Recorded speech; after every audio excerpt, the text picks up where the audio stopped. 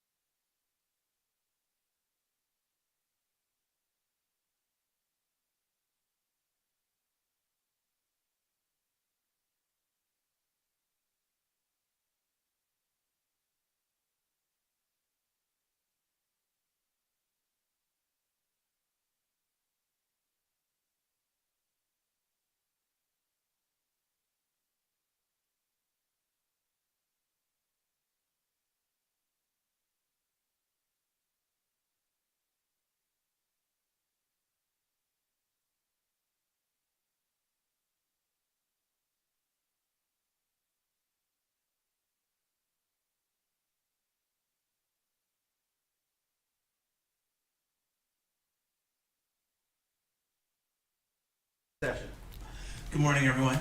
Good morning, Your Honor. Record will reflect counsel are present. The defendant is present, the witness is on the stand, and you may continue with your cross-examination. Thank you very much, Your Honor. And good morning, Detective. Good morning, Your Honor. Good morning, Detective. Good morning. I want to ask you questions regarding the sightings of Miss Maya Millete after her disappearance on January 7th, 2021. Alleged sightings. And, So, this states the witness's testimony, it's alleged sightings. okay. During your investigation, there were many reports of sightings regarding Mrs. May Millete. Yes. And one of those sightings was here, I believe.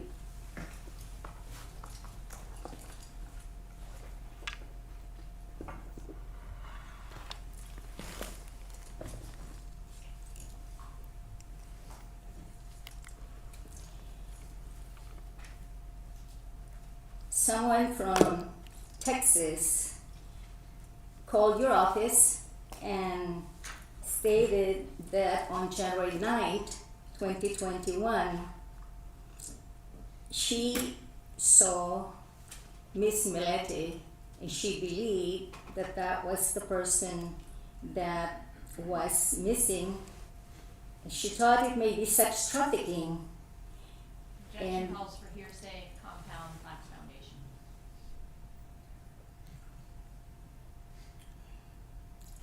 I'll overrule it. It's, to an extent, the effect on the listener is upon hearsay. But counsel, Yes, Your Honor. it is somewhat of a narrative and compound question, so you can rephrase. Okay, let me rephrase it, Your Honor. There was a person who took the trouble of calling your department to inform you that they had seen Miss Millete in Plano, Texas, on or about January the 9th, 2021. Is that right? Yes. And she described that this person appears to be the same missing person from Chula Vista because she saw it on television. Correct.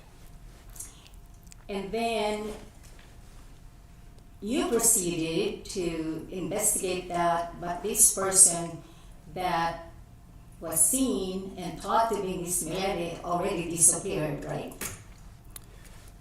I vaguely remember this tip. I do recall Plano, Texas. We had hundreds of tips, so it's hard for me to keep track of which ones were which and what was done on each one. Can you direct me to my report where that is to refresh my memory and to Okay. recall the exact details of that? Sure.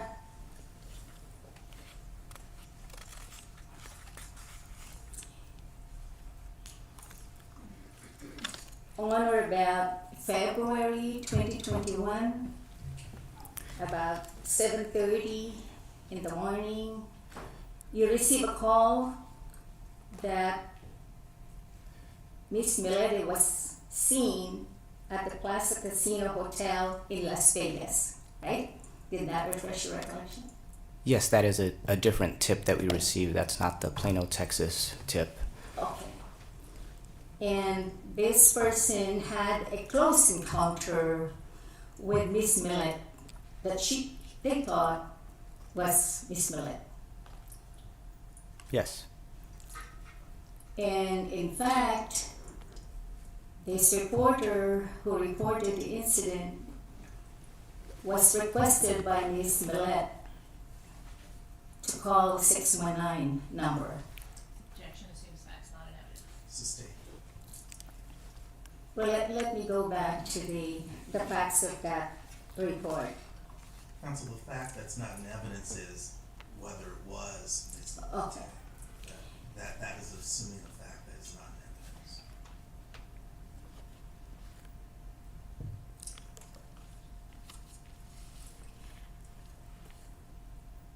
this person who reported the sighting indicated that this person that he believed to be Miss Millete was a short Asian female who was intoxicated. You recall that? Yes. You did cover this on Friday afternoon, Council. The Vegas tip was the first one that you crossed him on.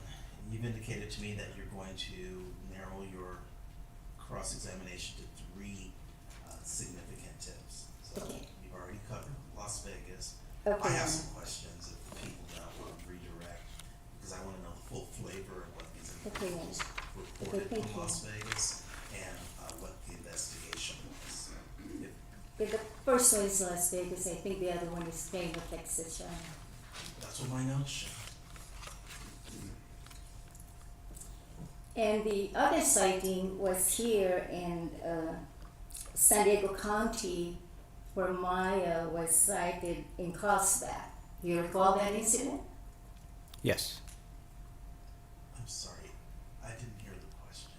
Can I ever read back? And by the way, it's not working. By Ms. Martinez's question, and the other sighting was here in San Diego County, where Maya was sighted in Carlsbad. Do you recall that incident? I would object again, that's not an evidence. Sustained. You can say where it was allegedly, or someone believed it was her, but it's misstating the evidence to say it was her that was Okay, definitively seen.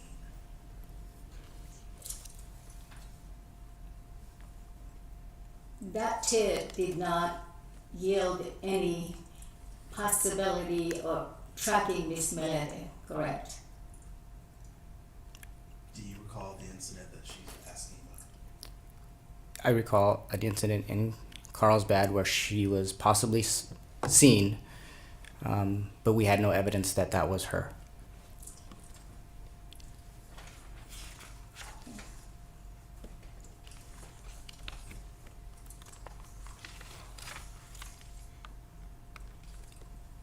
Did you also receive some ransom demands?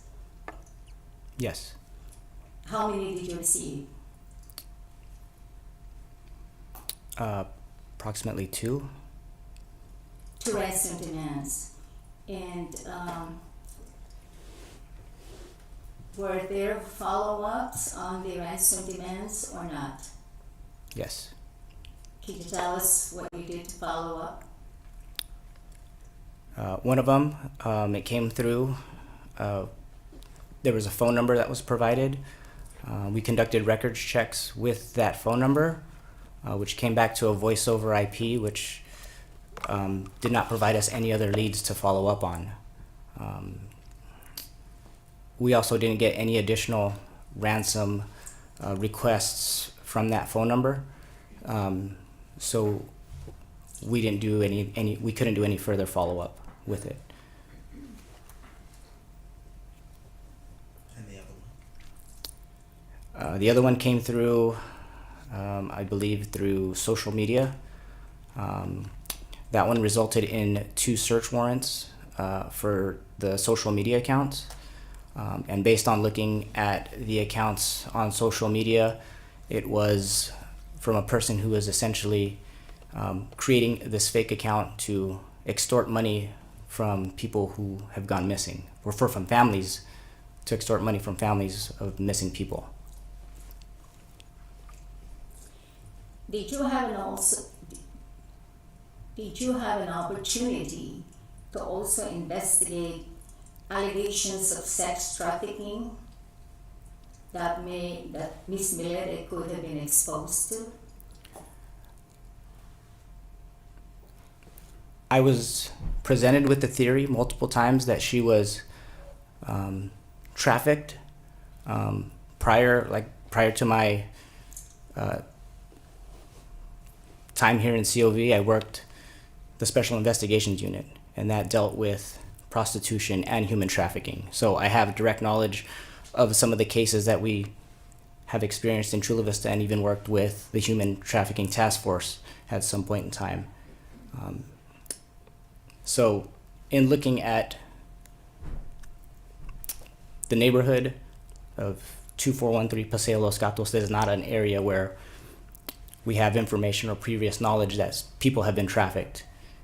And additionally, you know, with my experience, women in their 30s are typically not trafficked. There's a lot of the cases that we come across where someone's trafficked, they're usually vulnerable teens or kids. So the theory that she was trafficked, I didn't have any other evidence to pursue this human trafficking allegation other than a theory.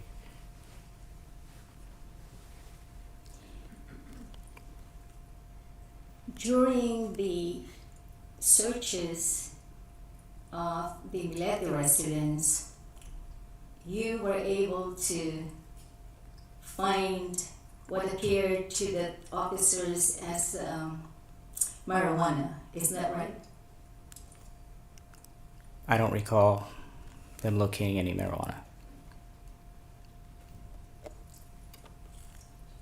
Did you investigate whether Miss Millete was suffering from any illnesses? I had no information that she was suffering from any illnesses. According to statements made by Larry, that she was having a midlife crisis, she was depressed, but I have no evidence or that she had any illness or mental illness. During the search of the house, the Millete residence, did you look into the medicine cabinet? I did not specifically, but I know my team or someone from my team would have covered that.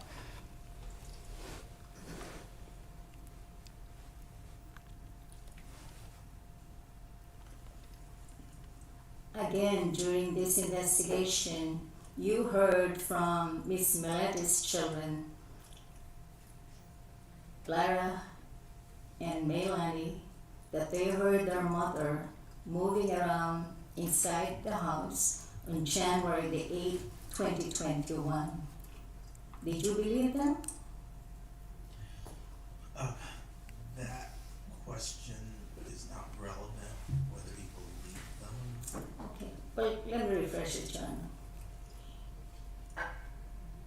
With the knowledge that you gained from your investigation, including speaking to Larry Millete and Melanie Millete, you gained information that they heard their mother inside the house on January 8, 2021. Is that right? Laura May heard noises in the house, and she believed that it was her mom. And this was very similar to Larry's statement that he provided to me, that he heard noises, never saw her on the 8th, but heard noises and assumed it was May.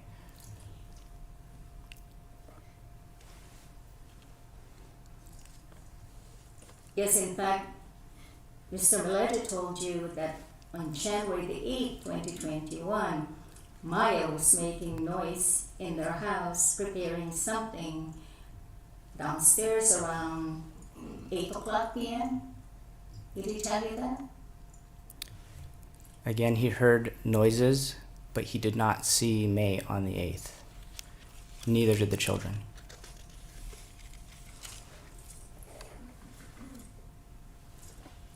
In addition to holes in the door of the Millete residence, were there other holes anywhere else in the residence? I don't recall where the holes were other than the door.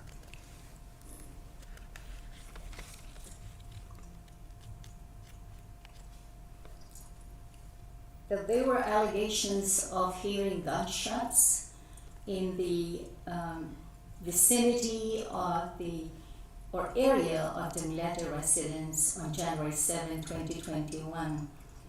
Did you investigate those gunshots?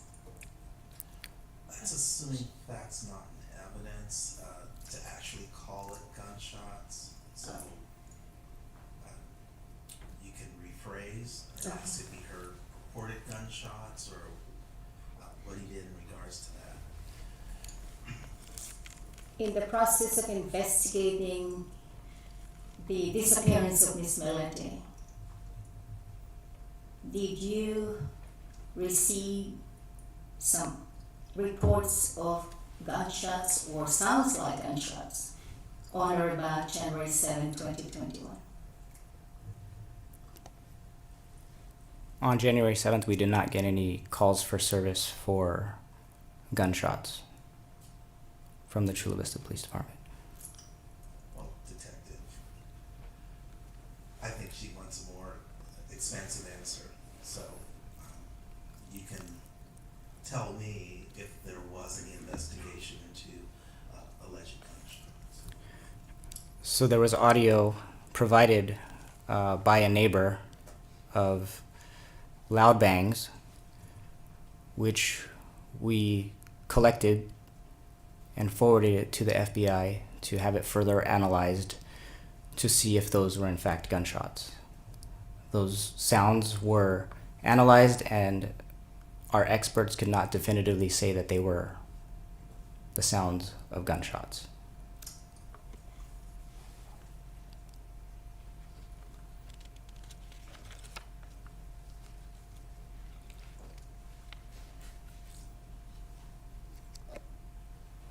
In reference to the reports of children's voices being heard in the backyard or thereabouts in the Millete residence, did you find any evidence that has any significance in your investigation?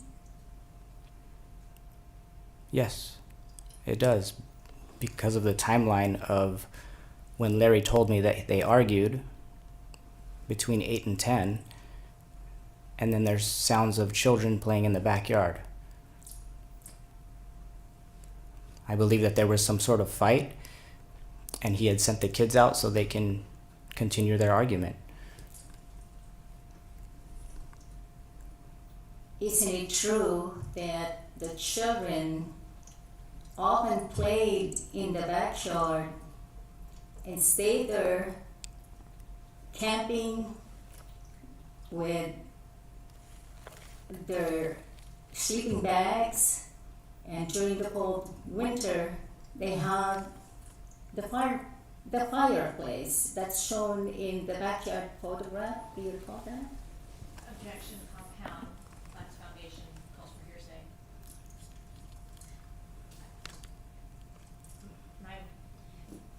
Some questions are being asked that don't lay the foundation as to where the detective would have obtained this information.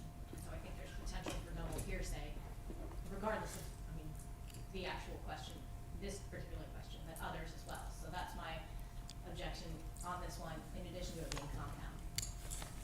Alright, sustained compound. Okay. In the process of your searching and questioning of witnesses, were you able to question the Millete residents why they were out in the backyard that evening of January 7, 2021? Objection, vague. Well, you asked, the defendant has given a statement, so I guess the question is, did you ask the children if they were in the yard at that time? I did not.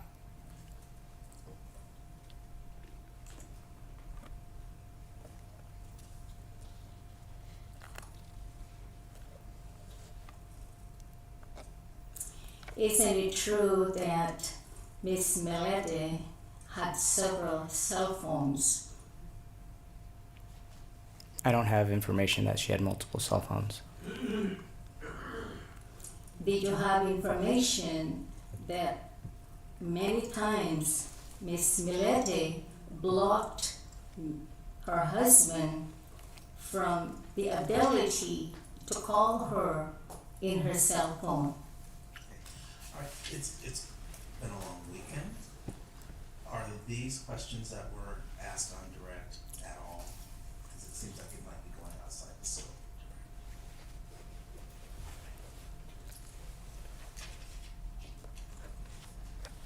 About whether or not she had multiple cell phones. Yes. Well, there's no evidence she had multiple cell phones, I don't think I asked about it.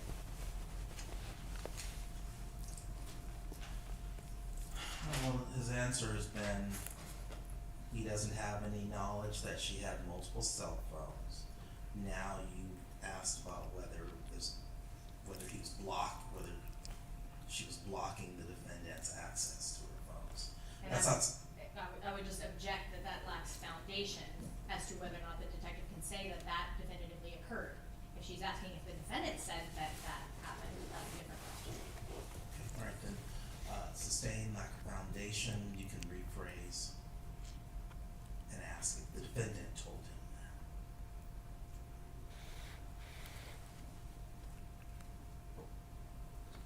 Did you receive information in the process of this investigation that Miss Millete, Maya, was training martial arts, specifically kickboxing, in 2020? Alright. That appears to be a question that's designed for discovery purposes and it's outside the scope of the direct examination. There are text messages, exchanges, Miss Millete and the friends, the besties, that in fact she could handle Mr. Millete. And that's the reason why she believed she could handle Mr. Millete, is because she was training in martial arts, including the kickboxing. People's Well, I'm not sure how that's relevant, unless there's some sort of self-defense argument, but I don't know how it's relevant that she, was interested in Taekwondo or any martial arts, and I don't actually know that I don't know that there's any evidence of her involved in any kind of training. So I would object then, as 866, it would be for discovery. I've got no information about that. I'm going to sustain the objection for relevance. Detective, isn't it true that the witnesses you interviewed, including Miss Milete's family members and her friends, told you that Miss Millete insisted that she can control Mr. Millete and not to worry about him? Objection calls for hearsay, lack of foundation, and vague. As to what family members, when, what was said. Sustain vague if you, and it's compound. Okay. If you have a specific person who told Okay. him that, you can ask if a certain person told him that information. Or, yes. Miss Genesis Tabalanza was interviewed by detectives, and she told you that Miss Millete can handle Mr. Millete. I don't recall that statement.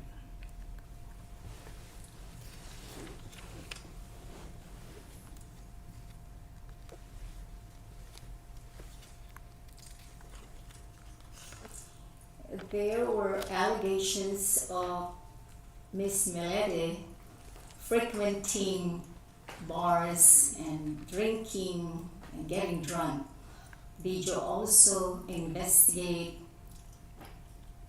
which bars she was frequenting? Objection, lack of foundation, calls for hearsay, vague. Relevance, Your response, counsel? Your Honor, this shows that Miss Millete has been drinking more and in excess, and that she could have been picked up in the bars with the people that she was drinking with and gotten drunk. All right, then. And If the question's phrased correctly, and it's part of his investigation, I'm going to allow it. What's your response? there's zero evidence other than the defendant's statements Okay, about this allegation. okay, so rephrase your question. Has it been part of your investigation to look into the bars where Miss Millete frequented until late in the evenings? I was not given any specific bars to follow up on. This allegation was statements made by Larry that she would do this, but I have no specific locations to follow up on to where this occurred. Did you ask Mr. Millete for specific names of bars so you could follow up? I don't recall. I think he voluntarily provided me with that information that she would get drunk on her own. He provided me one example of when she had gotten drunk at a friend's house, but he didn't give me any other specific bars or locations where this happened.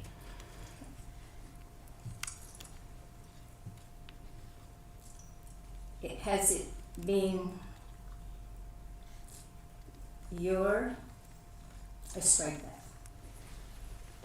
you were aware of the allegations that Miss Millete was having sexual activities in 2020?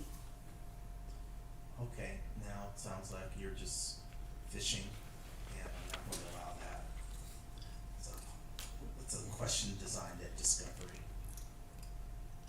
Well, isn't it true that you also spoke to the person that Miss Millete was alleging to have an affair?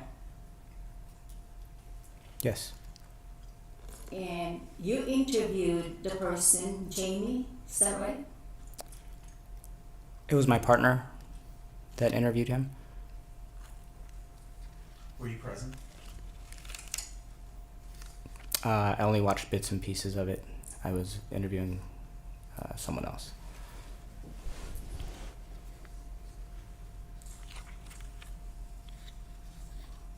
You were aware of the investigation that occurred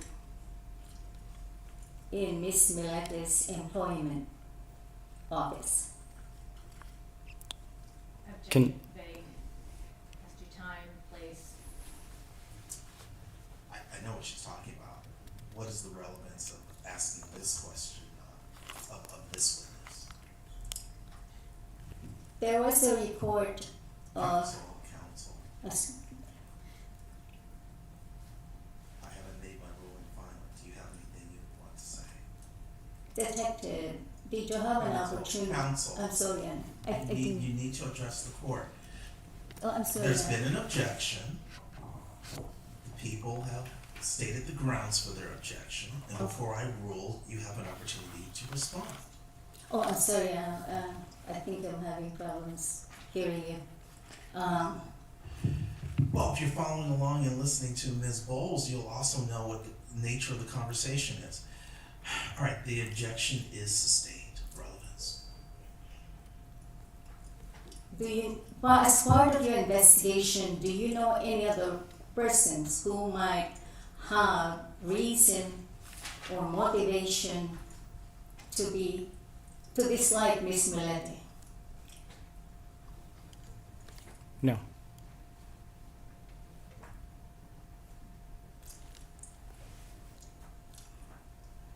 Isn't it true that there is a person who was harassing Miss Millete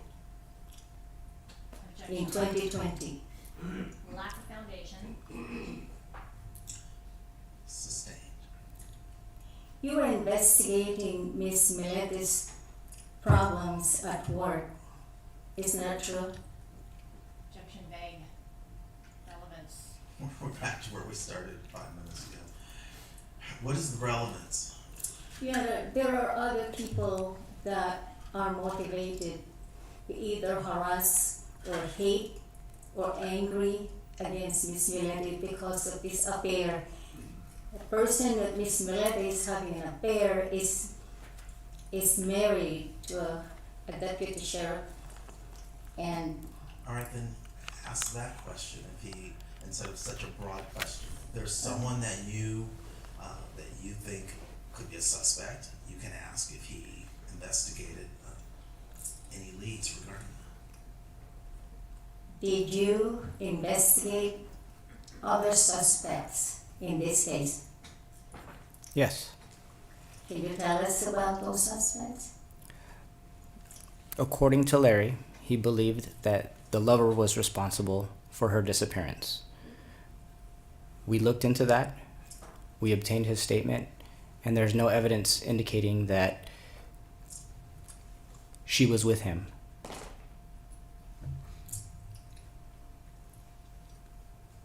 Did you find him credible?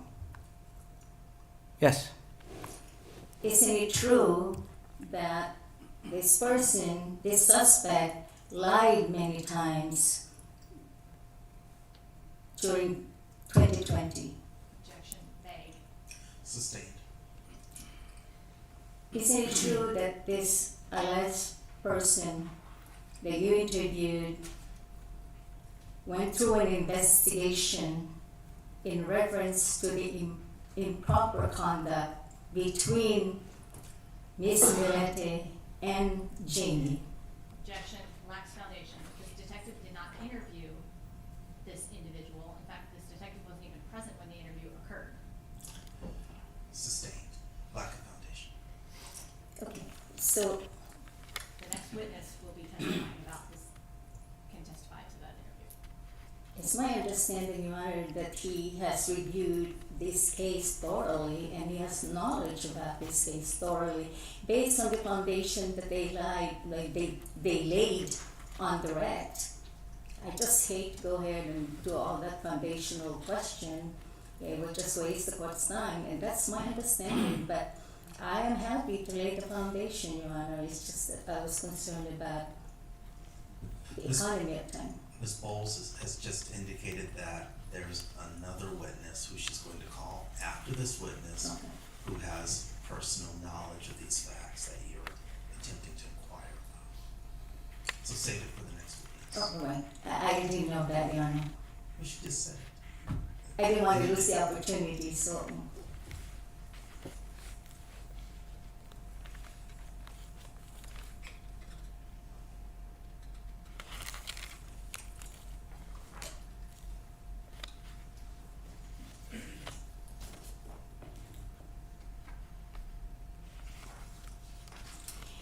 Detective, did you interview a person by the name of Robin Famador?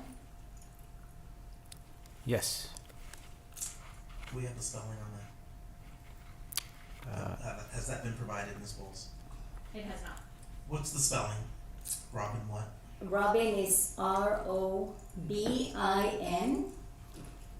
first name. Last name, Famador.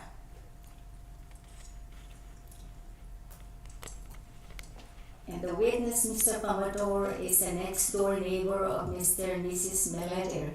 You recall that? Yes. And he stated that during the evening of January 7, 2021, he did not hear any noises next door to the Millete residence. Correct.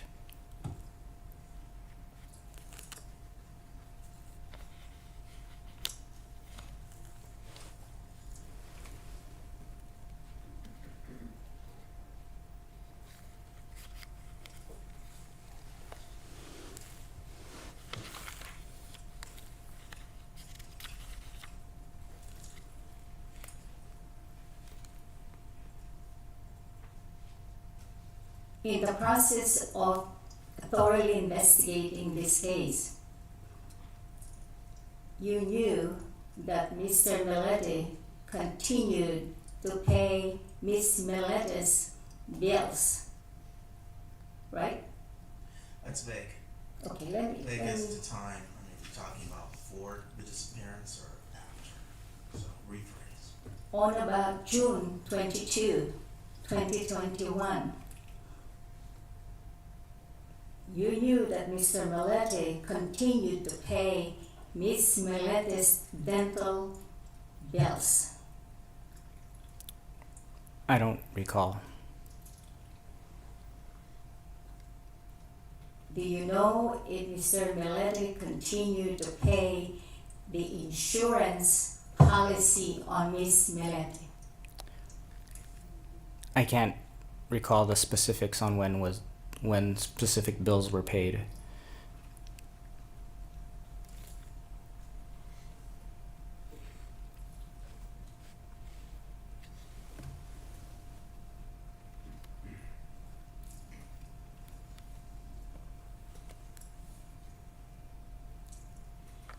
As far as the issue of Miss Millete saying that Maya can control Mr. Millete, isn't it true that Maya's sister Jane described Maya as a fighter and she can always handle Larry?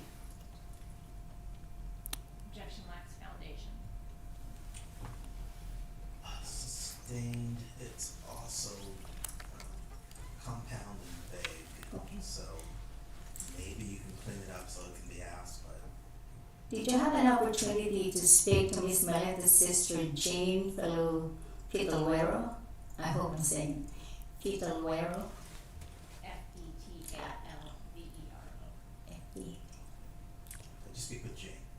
I don't recall speaking to Jane, but if you could refer me into my report where I did speak to her, it might refresh my memory as to when I did speak to her.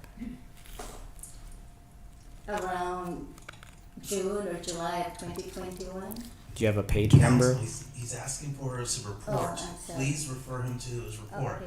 It's been a voluminous investigation and the officer needs to rely on his report to give you the answers that you're seeking. So help him out.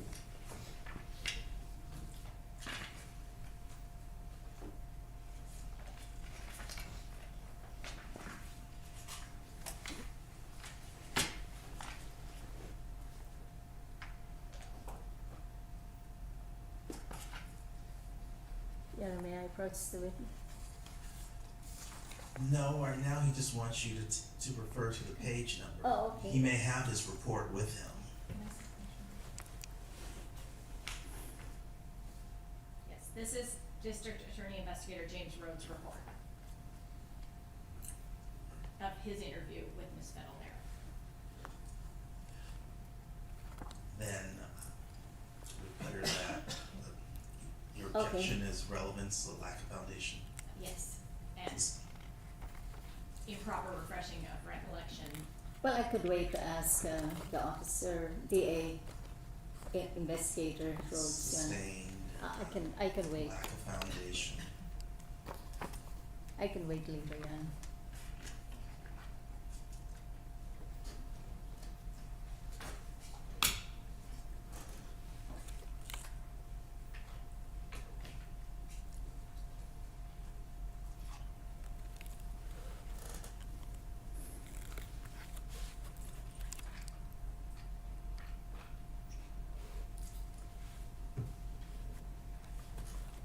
During your investigation of this case, you also went to Mr. Millete's workplace, is that right? Yes.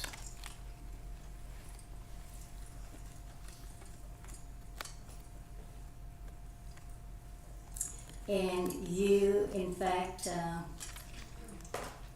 took some of the computers in his office? That was not me. The timeout was on base was to interview Terry Fonville. Terry, who? Fonville?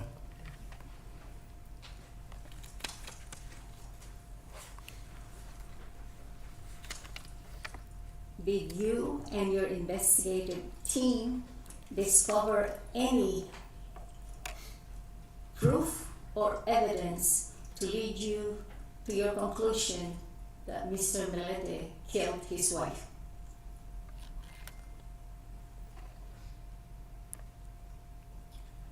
It's compound.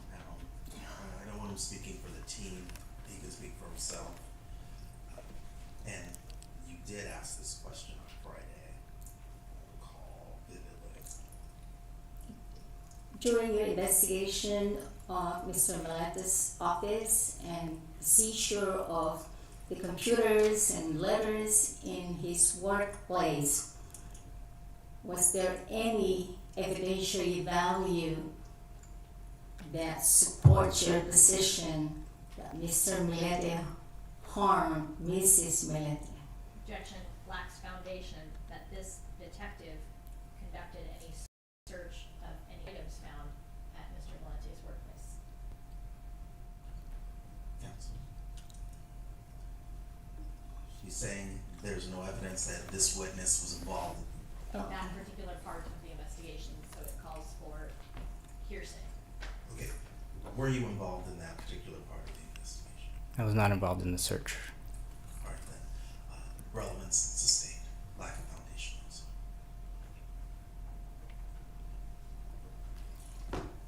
When the contents of the computer in Mr. Millete's work were downloaded into typewritten form, did you review those reports?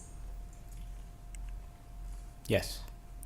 Did you find any proof when you were reviewing those reports that support your belief that Mr. Millete harmed Mrs. Millete?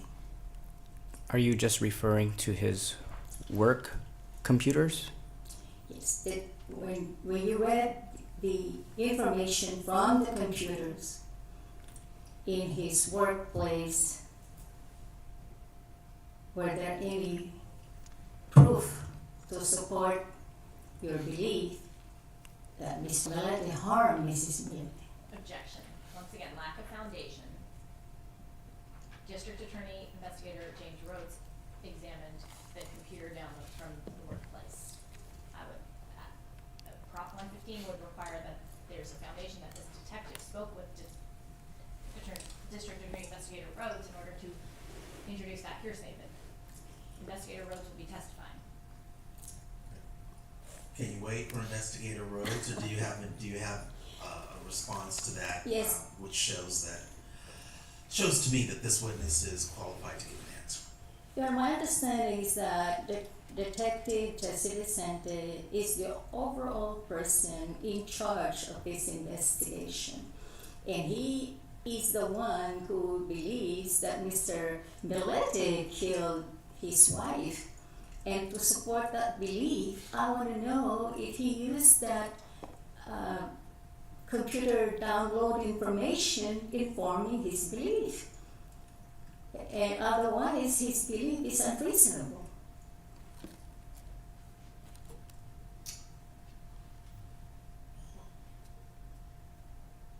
I'll let him answer. I don't recall specifics from the work computer, but there are additional forms of evidence that we collected throughout the course of this investigation that led me to where we're at today. And counsel, I'll note that the police have a theory, but a case is built on a lot of different factors. There's the police investigation, and there's the theory that the prosecution will present to the court. Sometimes it's different from what the police have charged, and ultimately, I'm going to decide as the trier of fact for this hearing as to whether there is sufficient evidence. I understand that, yeah.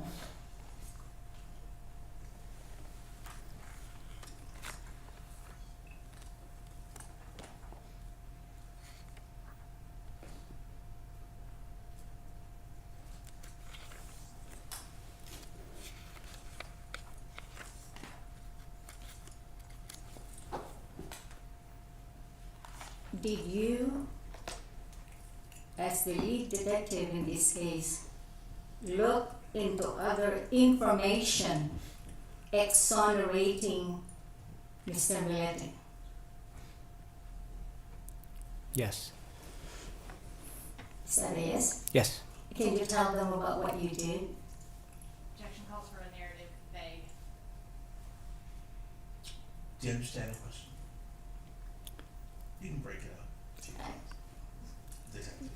Can you rephrase and be more specific, please? You stated that you did look, information exonerating Larry Millete. Can you please tell us what information you received that exonerates Mr. Millete? Well, we have two different sides. We have Larry's account of things and then the facts that are presented. So there are indiscrepancies in his statements.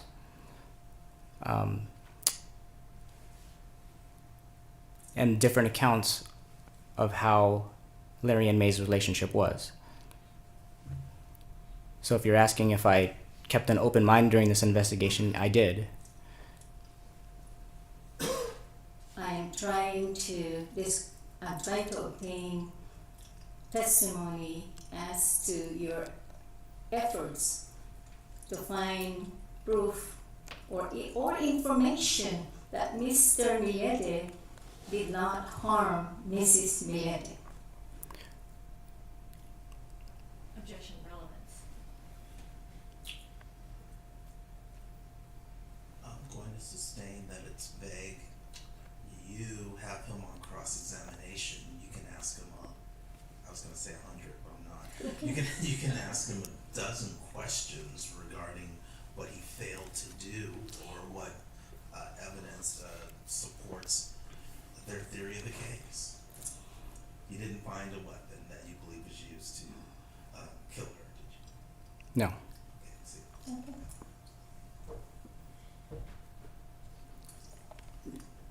Did you find that the subliminal messages harm Miss Millete? I don't believe in the Okay, evidence of that, so I'm gonna find that it's not relevant. That's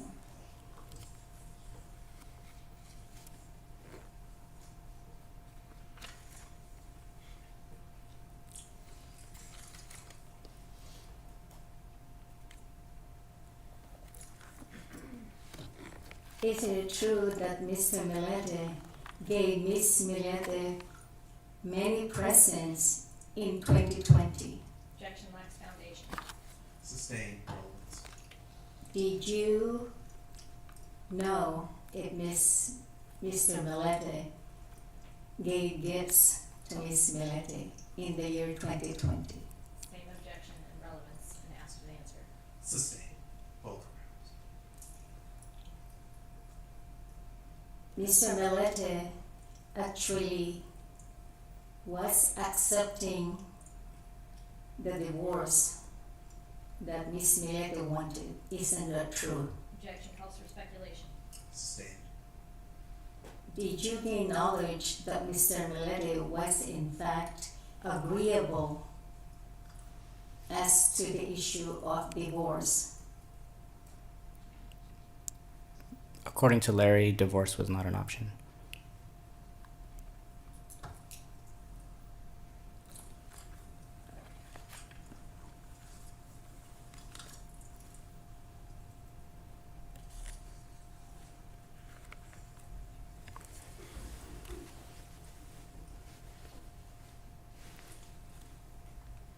Did you look into Miss Millete's employment at NIWC? That's vague. During your investigation of this case in 2021, up to the present time, did you have an opportunity to investigate Ms. Millete's work performance at NIWC? Alright, again, I think you're fishing. This is evidence that's discovery related, and that is not the purpose of a preliminary hearing. Isn't it true that on or about October 2020, Miss Millete was on sick leave? Objection beyond the scope, lacks foundation. Relevance. All right, what is your response? Well, Your Honor, they said that the investigation said that she didn't, but she wasn't sick, she was healthy, she didn't take any medications, so Are you aware of her work schedule and whether she took time off during October of 2020? I can't speak to her work schedule at Nywick. All right, so sustained lack of foundation.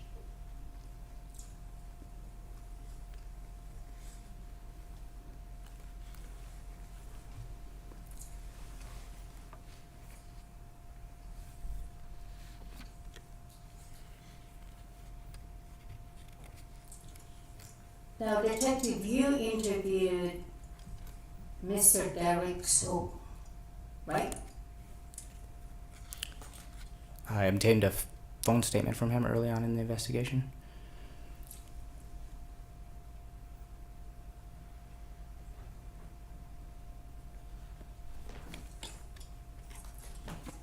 And during that investigation in 2020, Mr. Soap told you that Miss Millete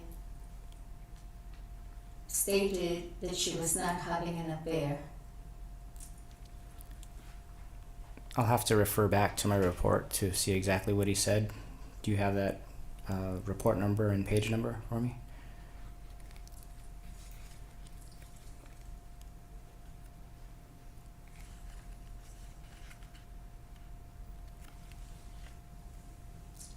I would object beyond the scope, and I don't think it's proper impeachment, because I don't know that a question was ever asked of Mr. Stowe. Sustained. So move on. Whatever you were going to ask about Mr. Soap is not relevant, and I believe this witness lacks foundation. Okay.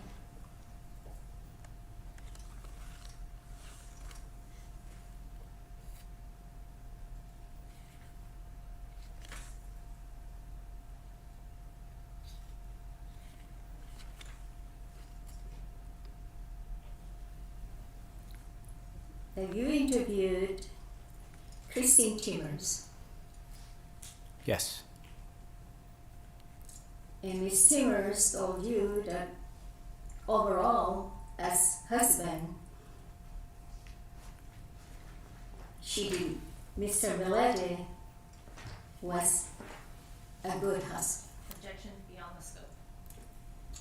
Sustained, and I've heard from Ms. Timmers, so unless you are going to introduce a prior inconsistent statement, I don't see the relevance of asking about his Oh, interview. okay, that's fine, Your Honor.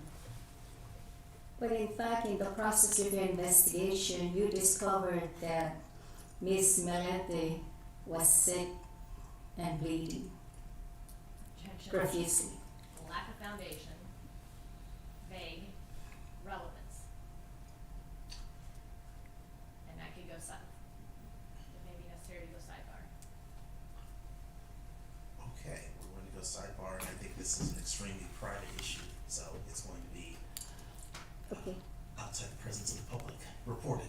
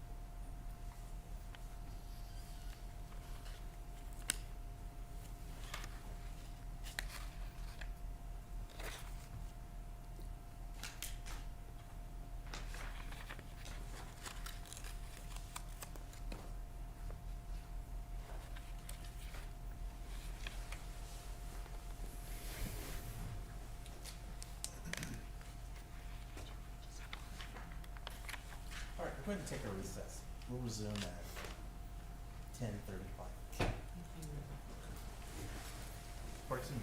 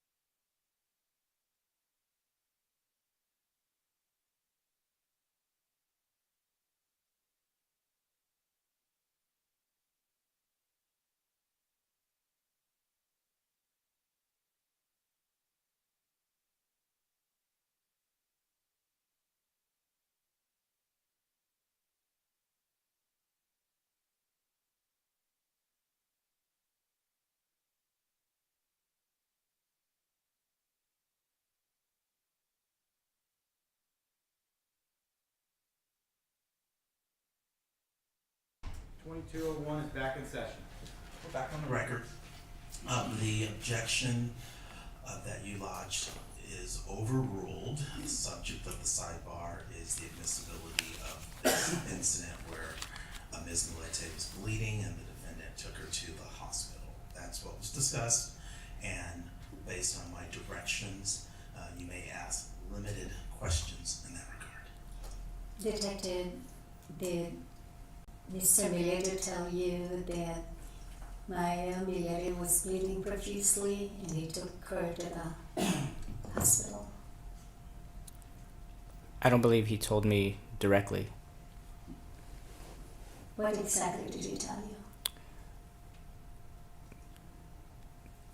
On which occasion are you referring to? Could you be more specific on when he told me this? Yes. Can you refer to his report? Okay. The interview with Mr. Millete.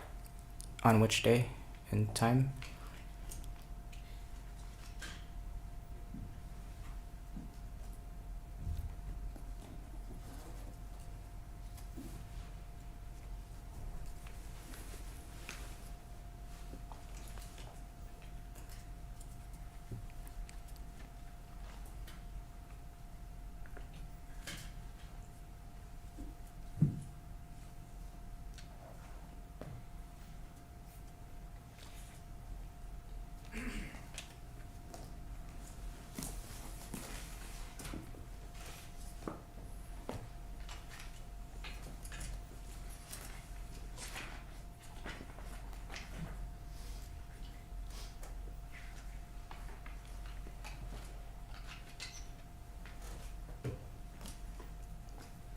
Do you recall the interview January 11, 2021, where you spoke to Mr. Millete? Yes, I spoke to him at the house, but I don't recall that statement on that date and time. Can I refer to my report?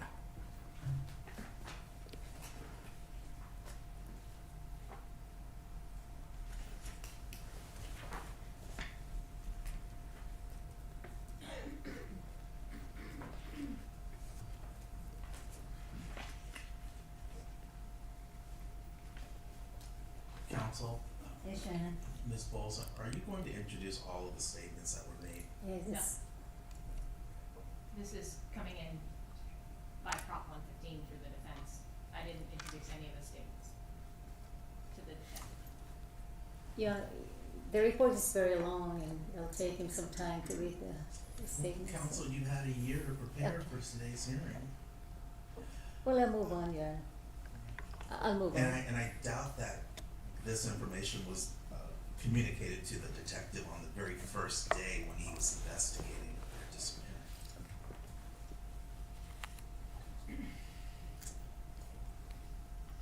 Mr. Millete told you that in 2020, Miss Millete was sleeping in the master's bedroom alone without him.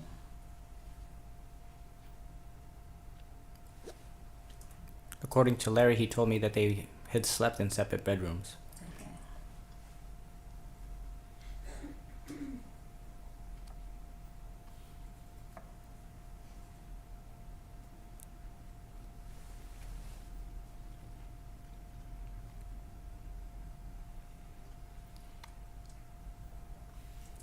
Do you recall talking to Maria Mariscal? Yes. Mariscal, Mariscal. And that day, Maya and their friends got together at a friend's house, and Maya was significantly drinking excessively. I vaguely remember that statement, if you can direct me to that. I mean, I spoke to a ton of witnesses, and to remember the specifics of each one, it's going to require me to refer to my report. So if you could please refer me to my report so I can get those exact details for you.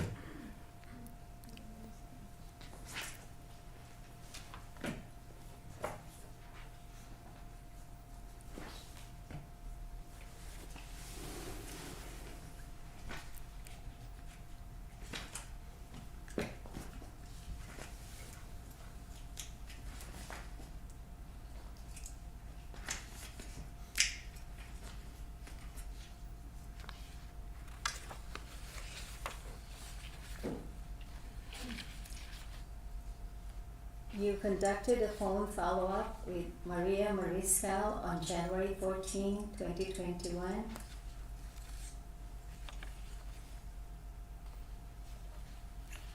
Can you refer the witness to the page in his report? Um,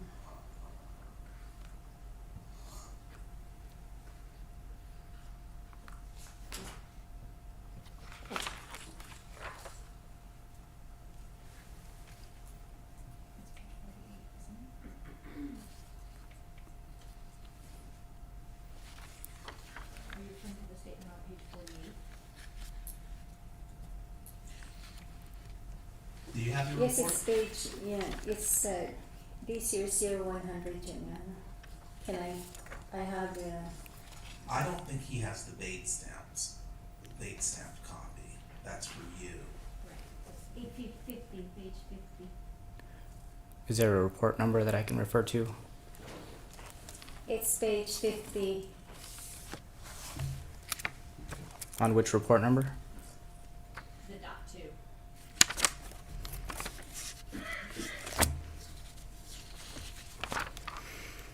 Give him a moment. Okay.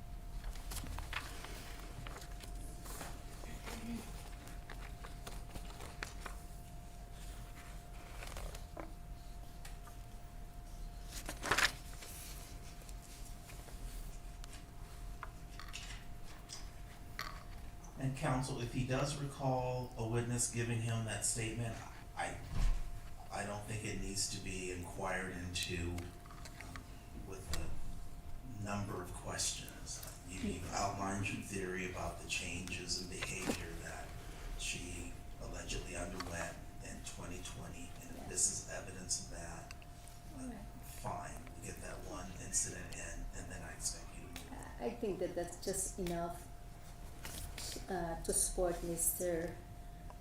Millete's statement to the detective that All she right, was. then move on, accessible. next question. Right, okay.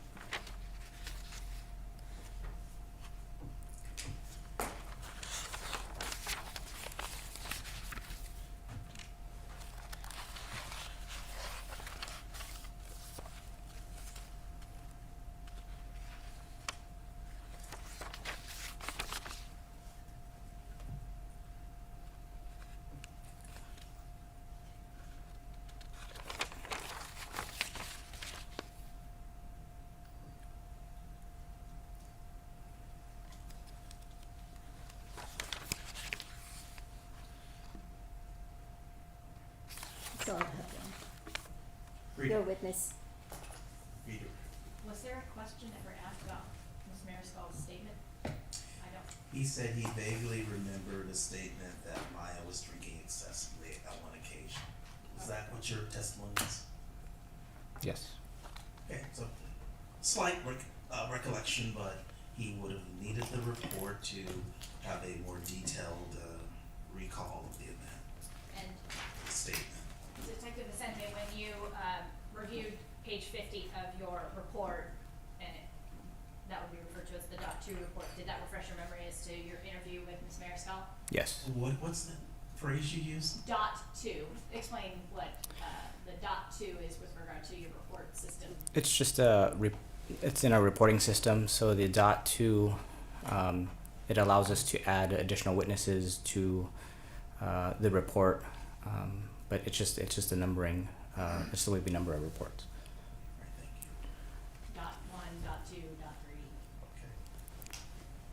Okay. I didn't get it. No, I know, I appreciate did Miss Mariscal in explaining this particular incident that it sounds like Miss Martinez is referring to, this was an incident September 2020? Sorry, I'm gonna have to refer back to it again. You saw that in front of you?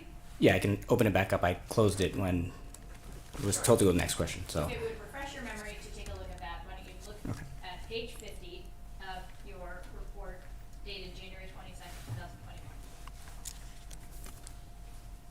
The top paragraph on page 50, specifically.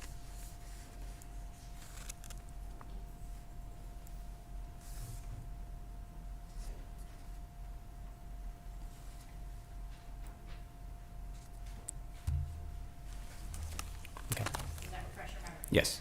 And was that an incident September of 2020? Yes. And specifically, what was it that Ms. Mariscal said about that evening? That May was tired of Larry, essentially. What about him? That he was tracking her and essentially being controlling of her.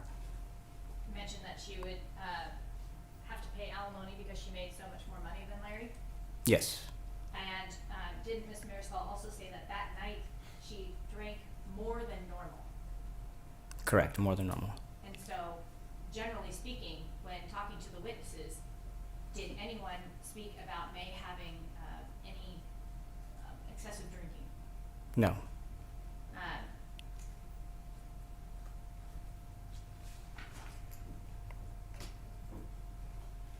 And Ms. Mariscal actually also told you that, gave you a statement that said that Larry had access to May's phone and would constantly check to see who May was talking to or texting, Correct. and would often block phone numbers from people he didn't approve of her speaking to. Yes. I want to go back to this Las Vegas Plaza Hotel, clear up a couple of things. With regard to that tip that came in, and you have, well, did you get a chance to review that over the weekend to refresh your recollection? Yes. And when did that call actually come into you? It was February 6th.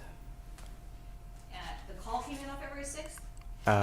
That was the sighting, was when he saw her. It was on the 6th. I believe it came in on the 10th.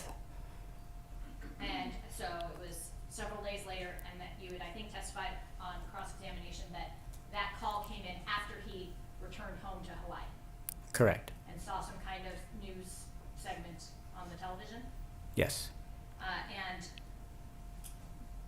in his statement to you on the 10th, He being the tipster. yes, Mr. Kekahuna, Kekahuna, did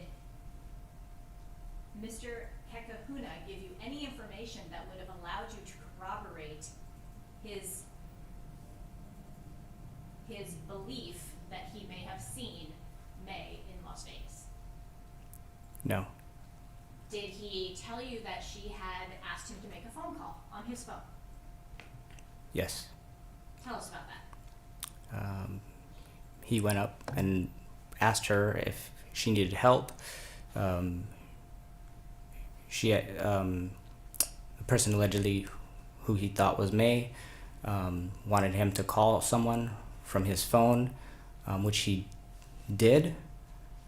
But when I asked him further to retrieve the number, all he could provide me were the 619 area code, and he was even unsure if this female's name was May.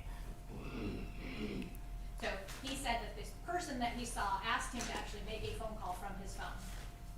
Correct. And did you ask him to look back in his phone to retrieve that phone number? Yes. Was he able to do that? No. Was there anything about, in that conversation that allowed you to verify whether or not this person that he saw was actually May? No. Did you say that you also looked at video evidence? I did. I didn't look at video evidence. I spoke to the hotel and checked to see if May was actually staying at that hotel, and there was no record of her being there. But they reviewed surveillance of this area that they described, and they just based on the angle, they could not find video footage of that or identify May as the same person. Well, that's two different things. Do you have a copy of your report in front of you? Yes. I'm referring you to page 88 of your dot 2, the top paragraph. Why don't you go ahead and read that, and then let us know if that refreshes your memory.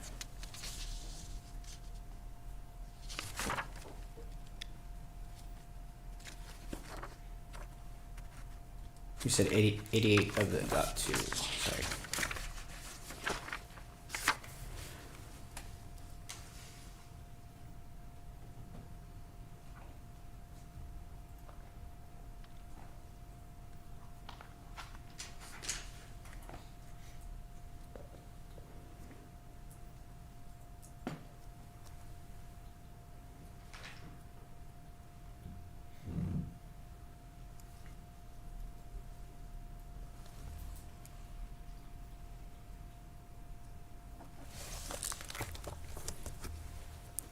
This is looking up. Do you recall what the just general description was that the person who provided this tip could even provide of the person he saw? Just a pretty Asian female. And it was between the hours of 6 and 7:30 Correct. at a casino. Yes. And so what was the security able to tell you with regard to reviewing surveillance? So they did find video of the female, but they were not able to identify her as the same person that I provided the flyer to. Could they tell you that that was actually the person you spoke to is even referring to? No. So they found a person, a female that could have fit the description, Yes. but no one could even identify who the female was. Correct. And the footage that they found, was it of the encounter that the tipster reported? Such that both the tipster and the woman were caught in the same footage? I don't recall.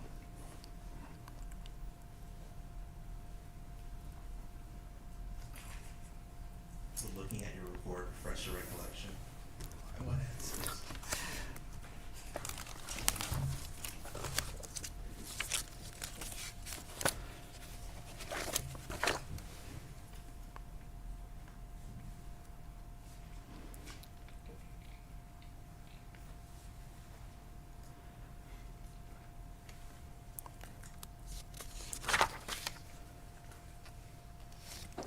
It doesn't say, it's just a brief description and they found, someone matching that description there. It doesn't detail the encounter, just the date and time, or just the date of the female, and they had matched it up to the flyer. And did they even tell you what time frame they were looking at in the surveillance footage? I don't recall.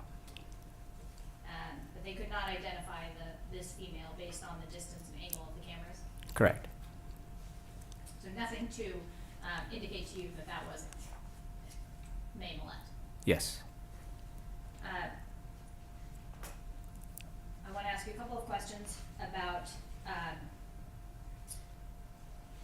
the defendant's statement to you. Did he at any point tell you what items he believed were missing, or that he believed May had taken, or were missing from the home?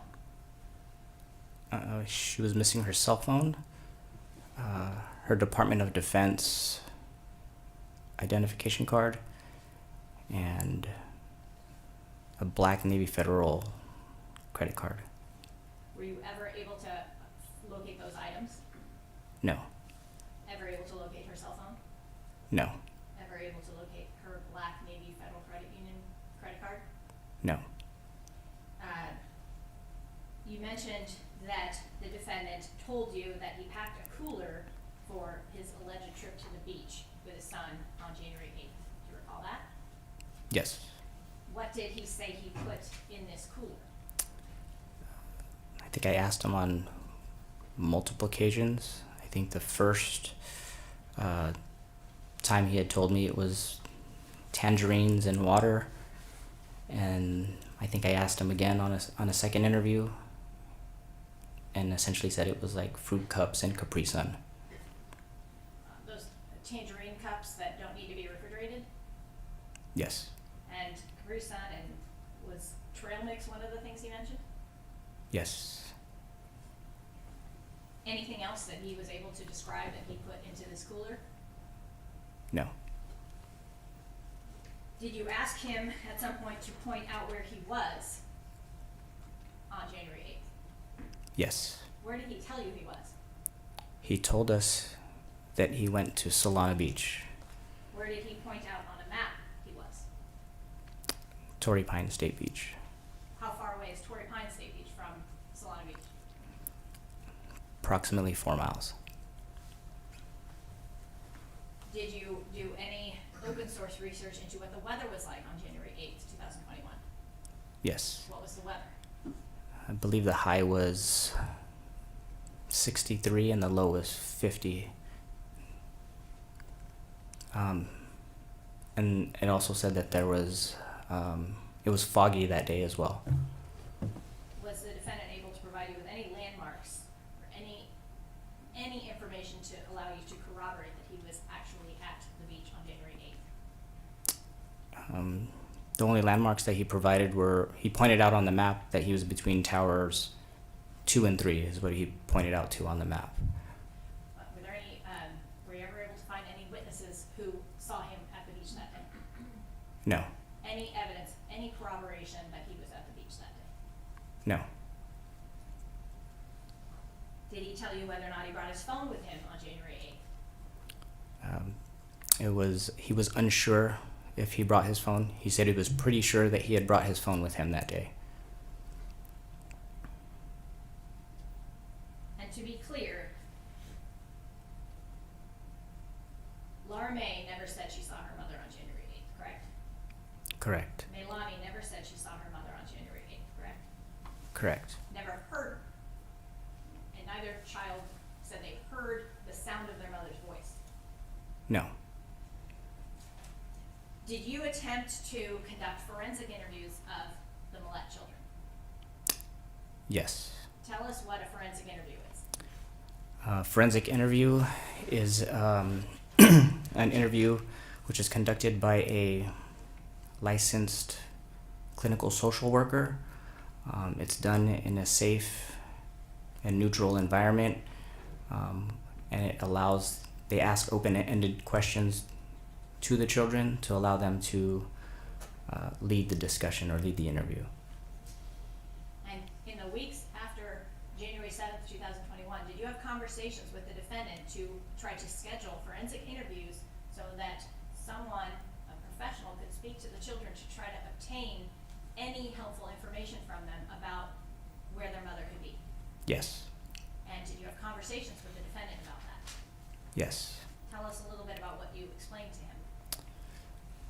I essentially explained to Larry that with the kids being at home and them being the last people to see their mother there on the 7th or possibly even the 8th, that an interview with this professional could provide us with additional clues to her location in the odd chance that she might have given them information as to if she was planning to leave or going somewhere. And did you actually schedule an interview at some point for the children to be forensically interviewed? We did. And what happened? Larry declined for us to allow his kids to participate in that interview. Did you make multiple attempts to convince him to allow you to interview the children in a forensic setting? Yes. And would he allow that? No. And you mentioned earlier that Laura had provided a statement about hearing the sound of something in the kitchen. How similar was that statement to the defendant's statement about what he heard? It was very similar. During your, I'm sorry, can we get the date and time, hearing something in the kitchen. Oh, I think the testimony on cross Well, was, let's ask them this. oh, sorry, I thought you were asking me. Well, Uh, I want it to come out in a proper form. I believe it's the evening and, oh, sorry. Okay, sorry, I thought on cross you had testified that on January eighth, that Laura had told you that on January eighth, she had heard the sound of her mother, heard the sound of noises in the kitchen. Yes. Is that right? And that statement that was provided to you from Laura about what she heard on January the eighth, was that similar to the statement the defendant gave to you about hearing noises in the kitchen on January eighth? Yes. Around, what was it? What time of day? It was the evening hours, approximately 8 p.m. So did both Laura May and the defendant give the same time? Well, let me back up. Did it seem unusual, how similar the statements were? Yes. Why? I believe that he could have provided that statement to his daughter to provide to the police. Did you, speak with the defendant on multiple occasions during this interview, or during this investigation? Yes. And, at any time did he indicate a concern for his guns? Yes. And in fact, did he claim possession of the guns that were taken from the house? Yes. In fact, when you spoke with the defendant throughout your investigation, what was his primary concern when you spoke to him? His property, Specifically what? specifically his guns. Thank you, no other questions. Recross, based on the redirect. Thank you, Your Honor. Detective, in reference to the sighting in Las Vegas, Mr. Kekahona told you that he was 90% sure that the person he saw at the Plaza Hotel in Las Vegas is May Millete, Yes.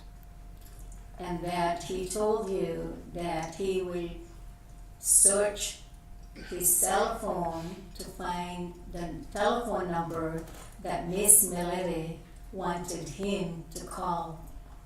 Is that right? Yes. Did you call Mr. Kekahuna again to follow up if he found that telephone number? No, he didn't have a phone number to provide to me. But you called him back, right? I did not. You did not. Okay. No. So did you speak with him? I'm a bit confused. So the Hawaiian tipster, I can't pronounce the name, I didn't spell it down. Kekahuna, is that? Alright, did you actually speak with Mr. Kekahuna? Yes. You called him on the phone? I spoke to him over the phone. I had him check his call logs, and he did not have a phone number to provide to me. You spoke to Mr. Kekahuna when he got back home in Hawaii? Yes. Okay. But you didn't talk to him while he was still in Las Vegas? No. He didn't call till several days after. Okay.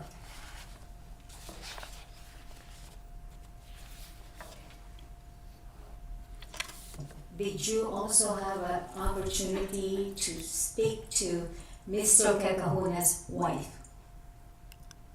No.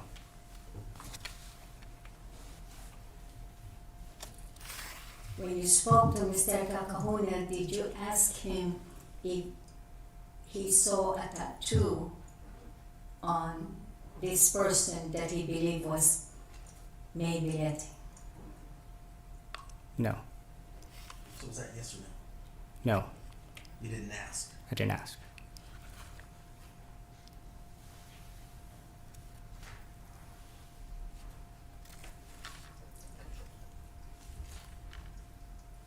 Mr. Millete told you that on January 8th, when he took his son Lazarus to the beach, that they exited in some Solana Beach exit, correct? He was not sure which exit he took to Solana Beach.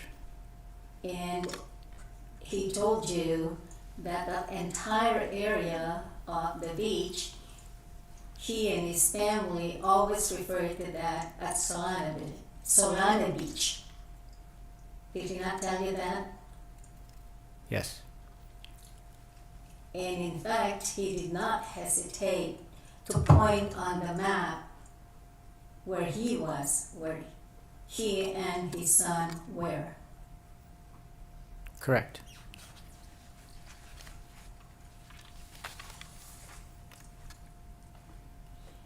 Did you actually see the items that Mr. Millete told you he loaded his Lexus that day on January 8, 2021?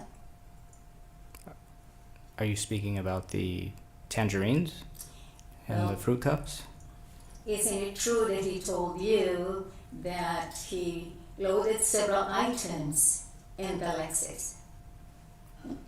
Yes. That there were 2 ice box or cool boxes? Is that true? According to him, he said he loaded a cooler with the items that I just stated. Did he tell you how many coolers did he load into that Lexus on that day? No. And in fact, you didn't ask him to show you the cooler that he loaded that day. He told us that the cooler that he used was in his garage. Did you actually see the cooler? I don't recall seeing it. And in fact, he also stated that he loaded a bed cot in the trunk of the Lexus. Yes.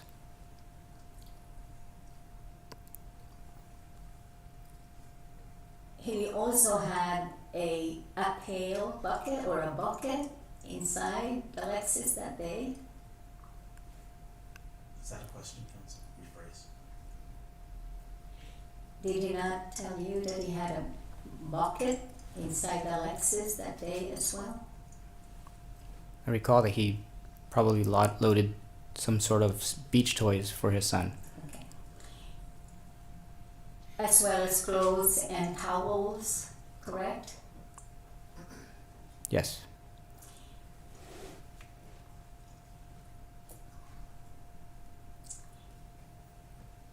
Isn't it true that this cooler is too small to put a body inside? Objection.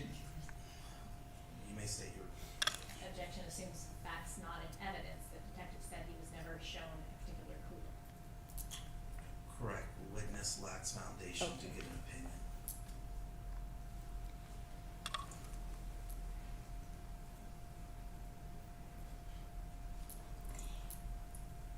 Isn't it also true that Lazarus was sitting on a car seat inside the Lexus in the back? Objection lacks foundation. Sustained, you can rephrase and ask Okay. if that's what the defendant told you. Did Mr. Millete told you that his son Lazarus was sitting in the back seat on an infant or a child safety chair? He didn't tell me that, but we did have, then I did observe a car seat in the back seat.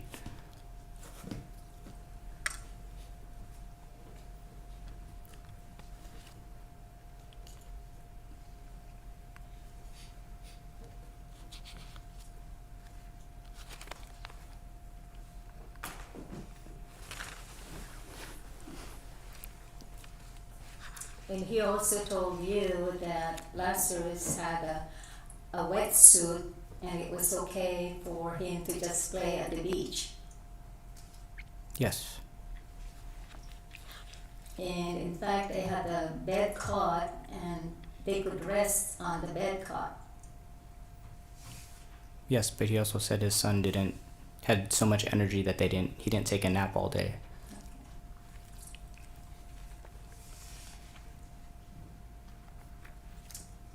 And he also told you that the reason why he left early that morning and was gone the whole day was because Lazarus' mother, May Millete, was complaining that she could not do any work because Lazarus was bothering her. Yes. Your witness. I have no additional questions. Alright, I just wanna make sure I understand what was located and what was not.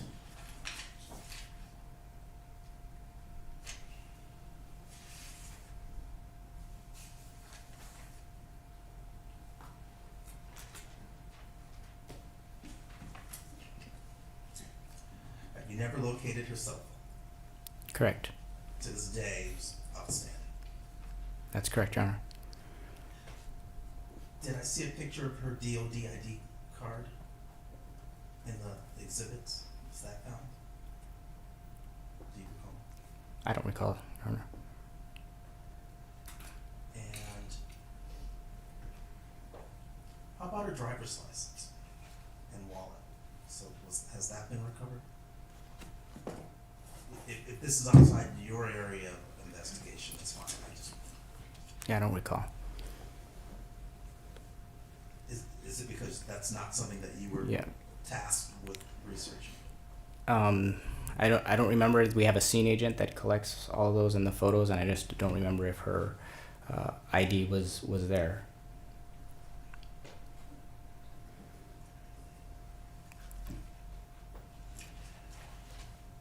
Did you review any video footage of either Solana Beach or the other beach in Torrey Pines to see if the defendant's vehicle was at either of those locations? Yes, Your Honor. And what did you find? We had no evidence of Larry being at the beach. Additionally, I had spoken to State Parks Police that patrol that area. They did not recall seeing a man and a young boy between the towers that he had pointed out. I even spoke to the on-duty lifeguard that was there, and he didn't recall either. So between the video footage and between the Parks Police and lifeguards, I was unable to verify if Larry was at Torrey Pines where he had pointed out to me on the map. Okay, either party have any additional questions based on the court's questions? No. Yeah, Your Honor, I just follow up on that. Detective, isn't it true that you spoke some security person that was present during the time frame that Mr. Millete was there, and he told you that there was a male person and a child present in the vicinity that you had asked, and the child was the age of 3 or 5, but he couldn't identify whether it's a male or female child. Can you refer me to which witness said that?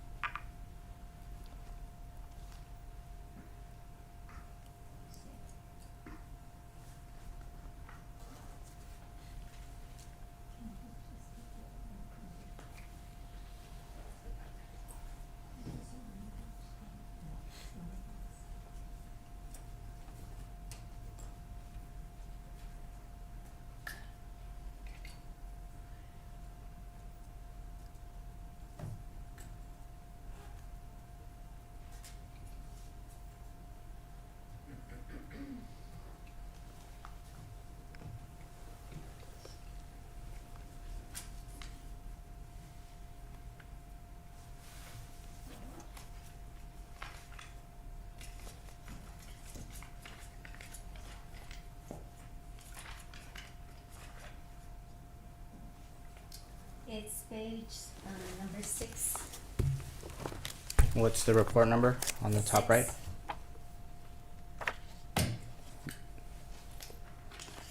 There's multiple reports. I need a report number.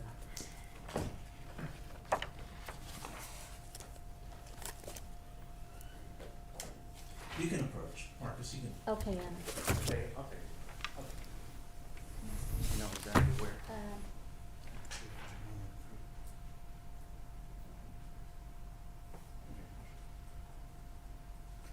So that's a different detective's report.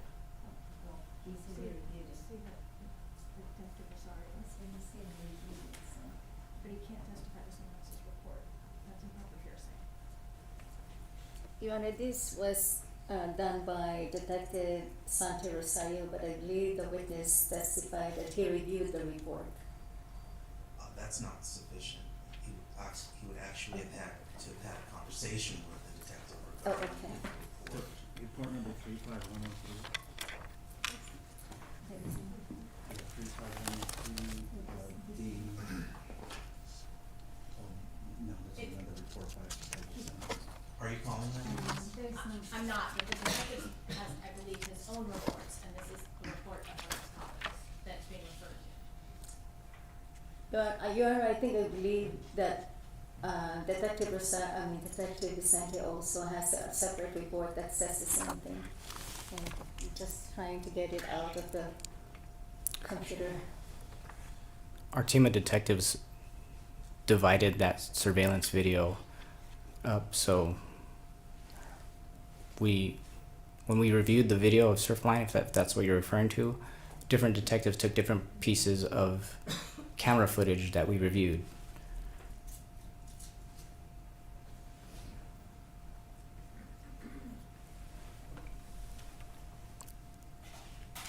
So Detective Rosario, Detective Ruiz, and CSO Dunneback should all have supplemental reports as their review on the Surfline video. But you lack foundation to answer that question that she Yeah. asked. Correct. I don't know which what she's referring to in my report. In my report, I know that those detectives reviewed it, but there was no evidence saying that that was Larry.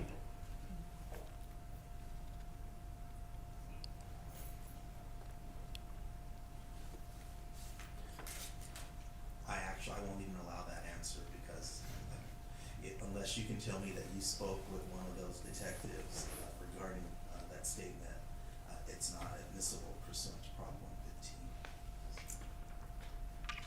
115. Your Honor, if the witness would like to refresh his recollection, it's report number 35103.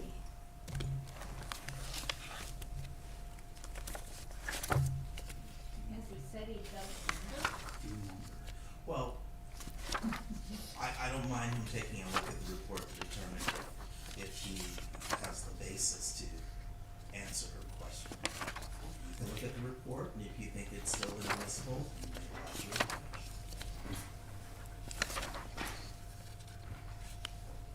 I'm not saying that proper foundation can't be laid, my objection is that it hasn't been.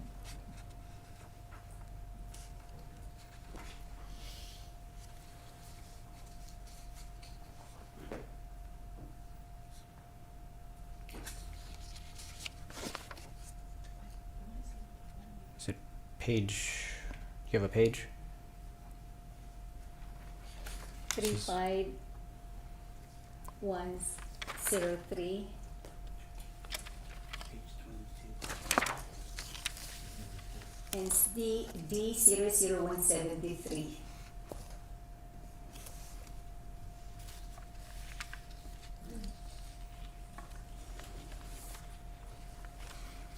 Counsel, I wanna hear the answer. I wanna get to the bottom of this, and so however you all can assist me.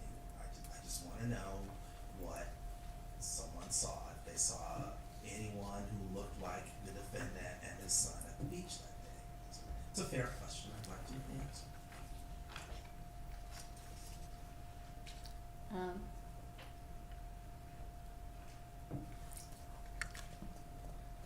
He's still looking.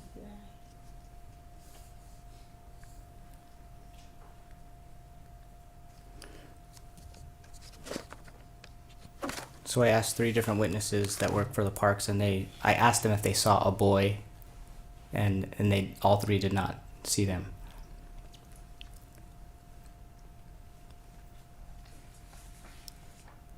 Were you with Detective Sante Rosario when you asked the witness whether they saw a male and a child on January the 8th, 2021? I was not with her.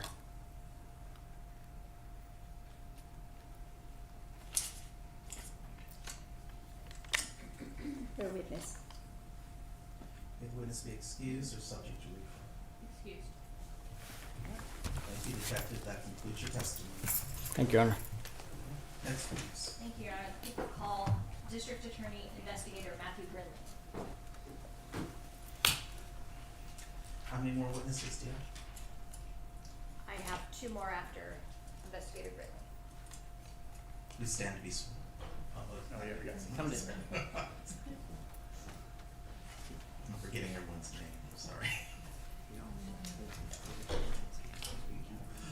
That's right. That one. Mhm.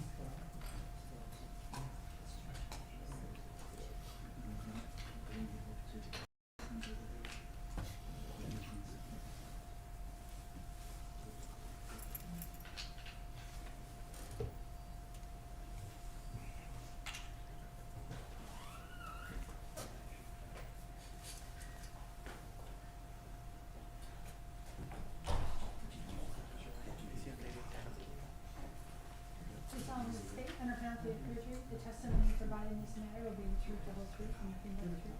I do. Thank you. Thank you.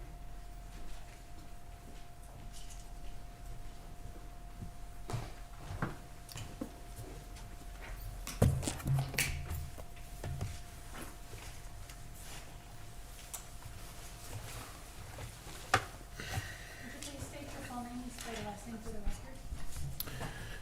Matthew Grindley, Grindley. Good morning, sir. Good morning, Your Honor. You may proceed. Thank you. Investigator Gridley, where do you work? I am a district attorney investigator with the San Diego County District Attorney's Office. How long have you worked for the District Attorney's Office? Approximately 4 years, since June of 2018. What do you currently do with the District Attorney's Office? I am a gang investigator with our gang prosecution unit. What are some of your duties as an investigator? We essentially look at cases as far as follow-up on the investigation that's being completed to a certain point. We offer assistance with writing search warrants, conducting interviews, looking at different essentially investigative needs that need to be done on the side of the district attorney's office. Prior to your work in the gang unit, where did you work?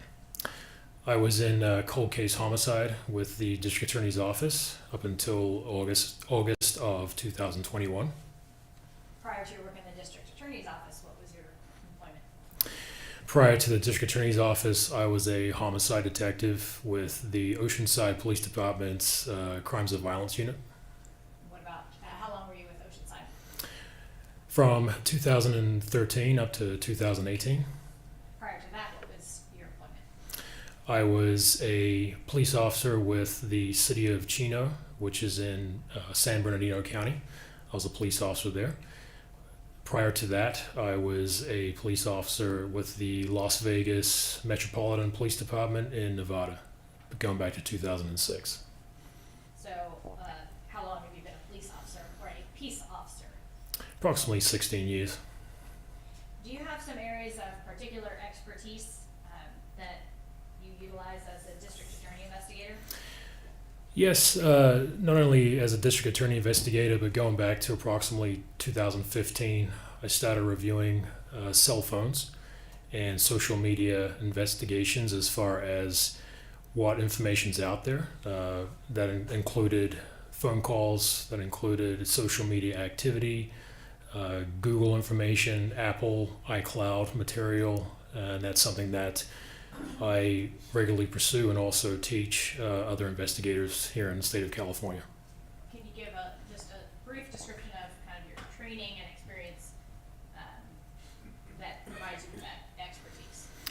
Yes, again, going back to 2015, I've completed approximately 500 hours of training in T-Mobile records, AT&T records, Verizon records, basically cell phone providers.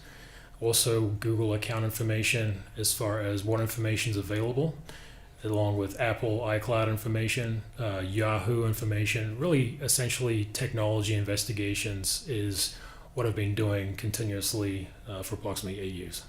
And you said you train other investigating agencies in this area?